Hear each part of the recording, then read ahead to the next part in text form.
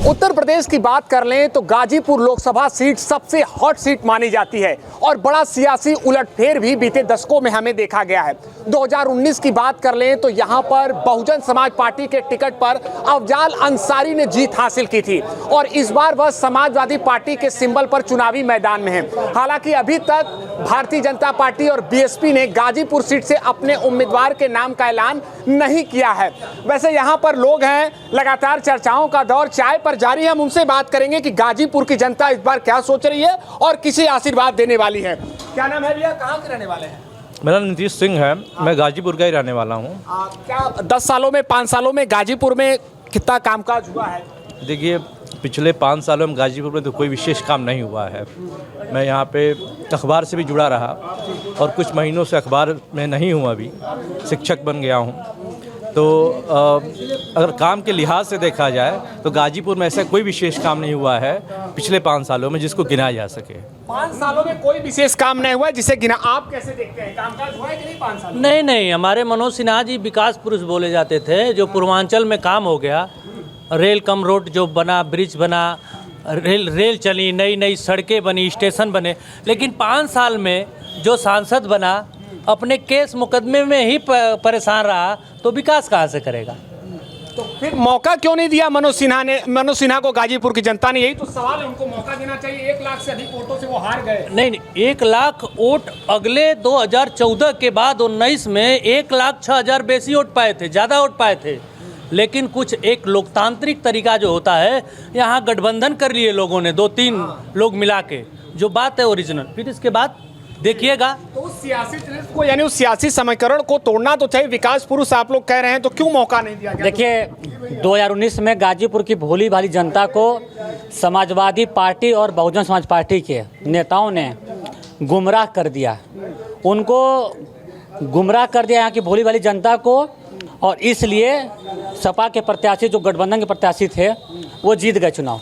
लेकिन जो 5 साल में गाजीपुर का विकास कार्य ठप रहा है और पूरे देश में विकास कार्य नरेंद्र मोदी जी के नेतृत्व में जो विकास कार्य देश ने देखा है, जिले ने देखा है, गाजीपुर की जनता आज भी पछतावा करती है कि जो 2019 में जो गलतियां हुई हैं 2024 में सुधारा जाएगा। गाजीपुर की जनता मोदी की गारंटी पर पूर्ण रूप से विश्वास कर रही है। लेकिन इन्होंने तो कह दिया कि इस बार मोदी की गारंटी पर विश्वास होगा। लेकिन फिर से हम चर्चा कर रहे हैं कि सियासी उलटफेर के लिए गाजीपुर लोकसभा सीट जानी जाती है। चाहे विधानसभा चुनाव हो, चाहे लोकसभा का चुनाव हो, यहाँ पर बड़ा उलटफेर देखा गया है। समाजवादी पार्टी, सुभाषपा का कब्जा बीते विधानसभा चुनाव में रहा है। बाबा, क्या सोच रहे हैं, क्या लग रहा है इस बार क्या होगा गाजीपुर में? कमल खिलेगा सर, कमल खिलेगा। पिछली बार कहाँ चूक हो गई, क्या लगता है 2019 में क्यों नहीं? ऐसा था कि गठबंधन था और पार्टी में भी कुछ मामलात थे, इसलिए हम लोग चूक कर गए। लेकिन उसके बाद भी 1,45,000 वोट हम अगली बार से ज़्यादा पाए थे। जनता का प्यार और स्नेह है। विकास पुरुष ने जो काम किया, ऐतिहासिक काम है। अभी हाल में 15 दिन पहले दिलदार नगर से, गाजीपुर से दिलदार नगर जंक्शन की एक ट्रेन चली है जो 10 रुपये टिकट है, और यहाँ की जनता को दिलदार नगर जाने में ये आप सोच लीजिए कि 100-150 रुपया लगता था, समय बर्बाद होता था, लोग परेशान होते थे। लेकिन कृपा है ईश्वर की, ईश्वर ने मनोज सिन्हा जी को पैदा किया। आज़ादी के बाद पहले शख्सियत ये हैं कि जो गाजीपुर का नाम पूरे देश में नहीं बल्कि दुनिया में रोशन कर रहे हैं। वो शख्सियत की ये धरती है। और पूर्व में जो हमारे वर्तमान में सांसद हैं, इन्होंने शूटर बनाया, अपराधियों को बनाया, अपराधियों को शूटर, अपराध बनाया, अपराध का गढ़ बनाया, और उन्होंने गरीब बच्चों को अपराधी बनाया, कत्ल उनसे करवाया। और क्या यहाँ के लोग चाहते हैं कि अगर शूटर पैदा करना है या गरीब लोगों की ज़मीन कब्जा कराना है तो ऐसे लोगों को वोट दें? और ये कहते भी हैं, इनके यहाँ लोग जाते हैं ज़रूरतमंद, तो वर्तमान सांसद कहते हैं कि साहब मेरी सरकार नहीं है, मैं कुछ कर नहीं सकता। और ऐसा है कि मेरे पास कुछ है भी नहीं और मैं खुद ही परेशान हूँ। जब आप परेशान हैं, आपके खिलाफ दुनिया भर का मुकदमा है, आपके भाई, आपके भतीजे, आपकी बहू कहते हैं कि मेरी बहू जेल में उठा ली गई साजिश के तहत। अब ये बताइए साजिश क्या होगा? जेल में आप हैं ना, उनकी बहू जेल में है और जेल में उनकी गिरफ्तारी हुई है। सुबह 10 बजे चली जाती थी, 8 बजे रात में जेल से निकलती थी। ये योगी जी महाराज का कानून का राज चल रहा है उत्तर प्रदेश में। उन्होंने कोई साजिश नहीं किया, उनकी गिरफ्तारी जेन्युइन हुई है। हमने आपके सांसद से भी कुछ ही मिनट पहले बातचीत की है। उनका कहना ये है कि देश तानाशाही के सीधे सीधे कगार पर है। कुछ भी यहाँ पर अगर बात कर लें तो अपना मनमाना किया और गाजीपुर की जनता ने ही उनको यहाँ से ठान लिया है कि अब दूर करेंगे। ऐसा है कि वो झूठे के पुलिंदा हैं। एक तो कहते हैं कि डॉक्टर मुख्तार अहमद अंसारी मेरे दादा हैं, एक तरफ कहते हैं कि उस्मान ब्रिगेडियर हमारे नाना हैं। उस्मान ब्रिगेडियर की तो शादी नहीं हुई, उनकी बेटी कहाँ से पैदा हो गई? उस्मान ब्रिगेडियर 3 भाई थे, एक भाई से 2 बच्चे हुए जो सिवली डिग्री कॉलेज में प्रोफेसर हैं, अब रिटायर हो गए। एक भाई से कोई इशू नहीं हुआ और उस्मान साहब ने कोई शादी नहीं किया, तो इनका ननिहाल कहाँ है? अब ये कहते हैं कि हमारे पूर्वज हैं, अब ये नहीं कहते कि मेरे नाना और दादा हैं। अब औकात पे आ गए तो झूठे ये हैं, कोई विकास नहीं किया इन्होंने।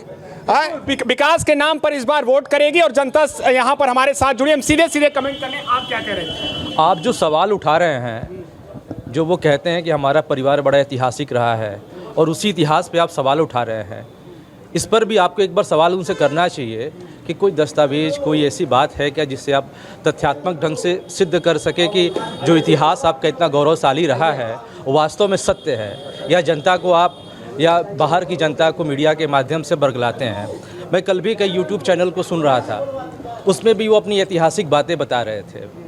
तो जो नई पीढ़ी है, जो नए लोग हैं, या गाजीपुर की जनता है या बाहर के लोग हैं, वो तो उन्हीं बातों को सत्य मानेंगे।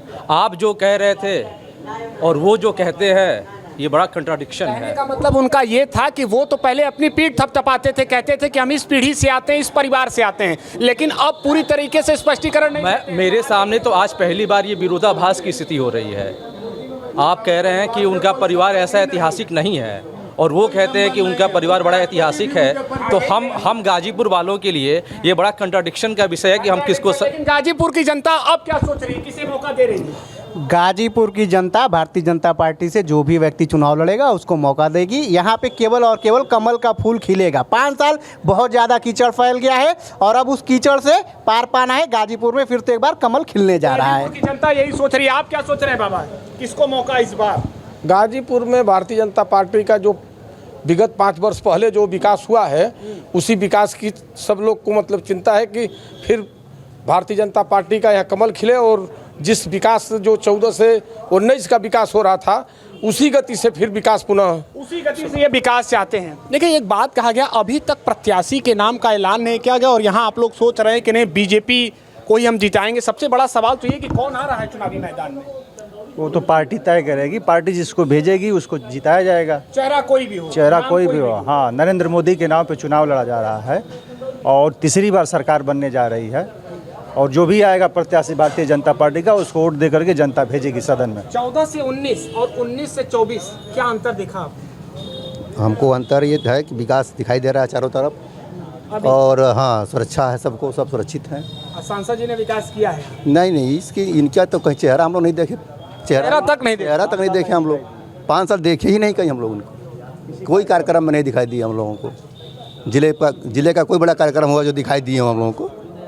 अच्छा, इस बार एक मुद्दा और रहा कि कहीं एक विपक्ष का ये कहना था कि अगर इस बार भारतीय जनता पार्टी आ गई तो अब अगली बार चुनाव ही नहीं होगा, पूरी तरीके से चुनाव लोकतांत्रिक प्रक्रिया ही खत्म। निश्चित तौर पर अगर विपक्ष ऐसा सोच रहा है तो भारतीय जनता पार्टी के नेतृत्व में प्रधानमंत्री नरेंद्र मोदी जी द्वारा जो एक सपना देखा गया है 2047 तक विकसित भारत बनाने का, तो अगर भारत की सरकार जो भारतीय जनता पार्टी के नेतृत्व में चल रही है, निश्चित तौर पर अगर जनता के हर दुख सुख में लेकर के विकास के सर्वांगीण विकास के साथ चतुर्मुखी मतलब विकास के साथ अगर आगे बढ़ रही है तो निश्चित तौर पर विपक्ष के लिए एक चिंता का विषय है। और विपक्ष अपने अगर रवैये में सुधार नहीं आया, क्योंकि अब तक ये लोग जाति को धर्म को एक मुद्दा बना करके चुनाव लड़ रहे थे और लोगों को बरगला करके और भ्रम में रख करके जो लड़ रहे थे, या आज अब जनता इनको बेनकाब कर चुकी है और जनता बिल्कुल समझ चुकी है कि ये लोग सिर्फ राजनीति के लिए अपनी मतलब जो गोटी सेकने के लिए हम लोगों को बांट कर रखते थे। और भारतीय जनता पार्टी के नेतृत्व में देश सुरक्षित है, समाज सुरक्षित है, व्यक्ति सुरक्षित है, व्यक्ति सुरक्षित है। आप क्या सोच रहे हैं, गाजीपुर का मिजाज क्या है इस बार? गाजीपुर कमल का फूल खिलेगा। अब विकास की दुनिया जो बह रही है, धाराएं बह रही है, उसी धाराएं में भारतीय जनता पार्टी बहुत ज़्यादा संख्या से 400 हम लोग बोले हैं, यहाँ 400 हम लोग लेकर आएंगे यहाँ से। 400 सीट, एनडीए की 400 सीट का दावा कर रहे हैं, लेकिन गाजीपुर में विधानसभा 2022 हो या आपका 2019 हो, उलटफेर देखा गया है। इस बार भी कुछ उलटफेर होगा? देखिए, मैं सक्रिय राजनीति में कम से कम 20 साल से मैं देख रहा हूँ कि गाजीपुर जनता ने हमेशा बदलाव चाहा है। 5 साल बाद? हाँ, 5 साल बदलाव हो, तो इस बार फिर बदलाव होगा। अब इस बार फिर बदलाव? हाँ, फिर सब भाजपा की सरकार आएगी, भाजपा के यहाँ से विधायक सांसद चुने जाएंगे। चलिए, वैसे देखना दिलचस्प होगा कि गाजीपुर लोकसभा सीट से जनता किसे चुनती है। एक अंतिम कमेंट हम आपसे ले लेते हैं। मुस्कुरा बहुत रहे हैं, लेकिन लगता है इस बार कि जैसा उन्होंने कहा कि नहीं 5 साल बाद एक उलटफेर होता है, इस बार भी उलटफेर होगा? नहीं, उलटफेर उसके लिए नहीं होगा, उलटफेर विकास के नाम पर होगा बस। क्योंकि नरेंद्र मोदी जी के द्वारा केंद्र और प्रदेश सरकार द्वारा जो योजनाएं चला रही हैं जनहित में, जन योजनाएं, उसके कारण मतलब गाजीपुर का परिवर्तन होगा, ये कारण है। गाजीपुर का परिवर्तन होगा तो निश्चित तौर पर जो गाजीपुर की जनता है वो तैयार है। और हम यहाँ पर लोगों से जान रहे हैं कि 2024 को लेकर उनका मिजाज क्या है। आप भी चर्चा लगातार कर रहे हैं, गाजीपुर की जनता क्या सोच रही है? देखिए, गाजीपुर की जनता 2019 में जो गलती कर दिया है, उस गलती को एक बार दोहराना नहीं चाह रही है, बल्कि वो सोच रही है कुछ परिवर्तन हो, कोई परिवर्तन हो। तो गलती क्यों हो गई, क्या लगता है? 22 में भी तो गलती हो गई। नहीं, गलती इसलिए हो गई कि उस बार भाजपा की लहर थी, लेकिन कहीं ना कहीं जो सपा बसपा का गठबंधन हुआ वो भाजपा पर भारी पड़ गया। इसकी वजह से जो 2019 में भाजपा के यहाँ सरकार नहीं बन पाई। और सबसे बड़ी चीज़ है कि गाजीपुर में 2014 के पहले कभी कोई केंद्रीय मंत्री के बारे में जानता तक नहीं था। 2014 में जब मनोज सिन्हा केंद्रीय मंत्री बने, बहुत सारे कार्य किए, तो लोगों को उम्मीद जग गई कि अब नहीं, अब गाजीपुर में भी केंद्र सरकार की योजनाएं आएंगी। और लगातार 2014 से 2019 के बीच में आती रही, लेकिन उसके बाद जो है अचानक से ठप हुआ। और जो भी कुछ योजनाएँ ऐसी भी थी, यानी जैसे CRS के तहत जो काम हो रहे थे वो सब बंद हो गए, वापस चले गए। चलिए, निश्चित तौर पर आने वाले समय में ये देखना दिलचस्प होगा कि गाजीपुर की जनता का आशीर्वाद किसे मिलता है। ABP लाइव के लिए गाजीपुर से निशान चतुर्वेदी।